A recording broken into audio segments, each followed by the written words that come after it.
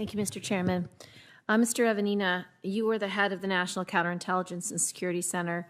In 2018, DOJ required state-sponsored media outlets like Xinhua News and China Global Television Network to register as foreign agents.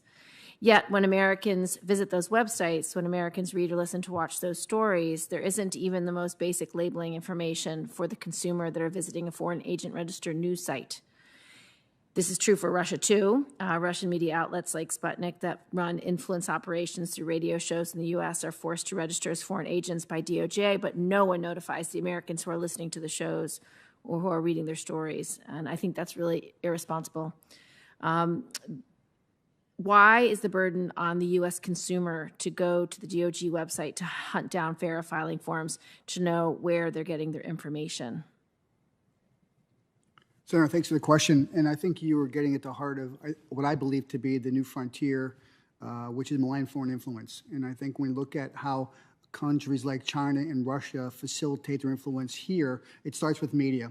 It manipulates social media, TV stations, newspaper, print, and we are unable to see it. And I will proffer that the U.S. government's inability to look at media due to constitutional issues provides a vast gaping hole for who should do that, right? I think it's unfair, as you said, for constituents to understand, and they're not going to go to DOJ website, but we don't have, I would reference, the State Department has a global engagement center.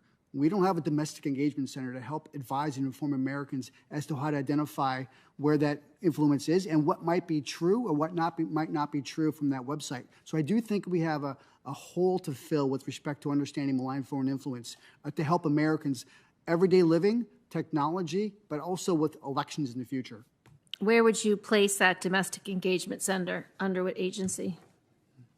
Well, I would have to think more on that, Senator, but off the top of my head, I would say it would have to be partly in the intelligence community where it can garner the most real-time actionable intelligence from our collection. At the same time, it has to have a vehicle that could produce that intelligence unclassified to the consumers around America.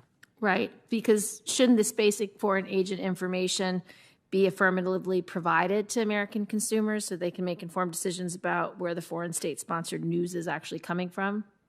Yes, and to that point, I think if you look at things from an agency perspective of the goals, responsibilities, and the agency's names, I would say the Department of Homeland Security would be the right nomenclature for that kind of role.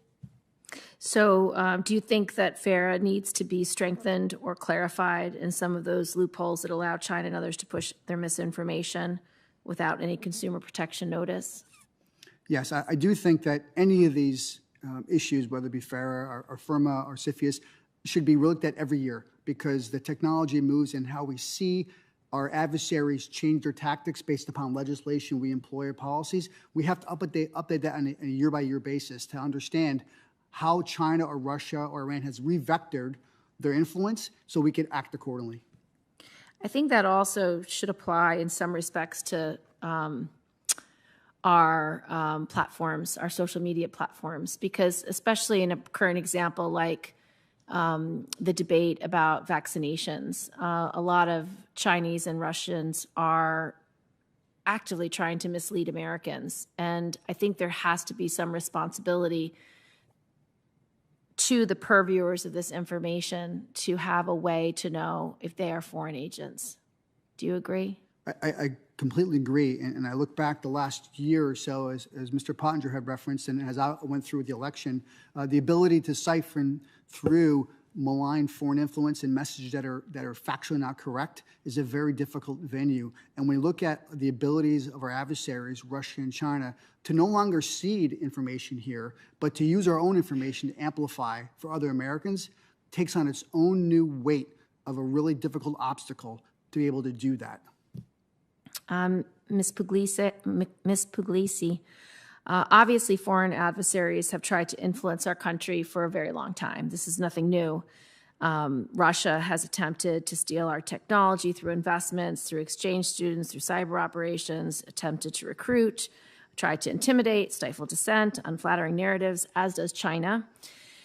So obviously this is problematic and serious, but the question is, what aspects of this threat are new? And is it simply a question of scale and breadth of China's operations and theft of trade secrets that differentiate it? And how should these distinctions shape our strategy and counter their efforts? Thank you, Senator, for that question. I would say the aspects that are new is that it's more and more in the civilian space. And I think if you raise the issue of the Soviet Union, when we look back on that, it was very heavily military focused.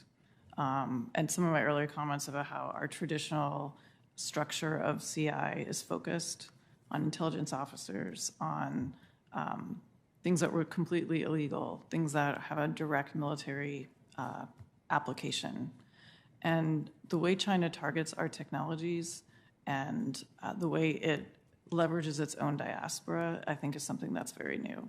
It's also the scale and scope and the fact that these are central government programs that have been in place for decades, that focus on the influence piece, the civil technology piece, and really target the gray areas of our civil society. And you pair that with the largest crackdown on civil society that we're seeing in China under Xi, and it's a really toxic mix. Thank you. Thank you, Mr. Chairman. Thank you, Senator Gilibrand.